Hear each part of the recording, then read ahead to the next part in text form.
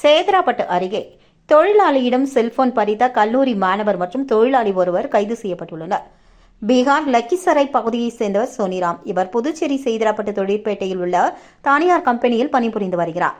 சம்பவத்தன்று இவர் சேதராப்பட்டு ஹோட்டலுக்கு செல்போனில் பேசியபடி நடந்து சென்றார்.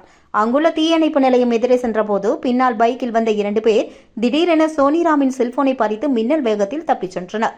இதுகுறித்து சேதராப்பட்டு காவல் நிலையத்தில் சோனிராம் புகார் அளித்ததின் பேரில் போலீசார் வழக்கு பதிந்து தலைமறைவான 2 பேரையும் தேடி வந்தனர். இதனிடையே செல்போன் பறிப்பில் ஈடுபட்டது வானூர் மொரட்டாண்டி பகுதியைச் சேர்ந்த கௌதம், மற்றொருவர் 17 வயது சிறுவன் என்பதும் தெரியவந்தது. இதனை அடுத்து 2 பேரையும் நேற்று SI ராஜேஷ் தலைமையிலான போலீசார் அதிரடியாக கைது செய்தனர்.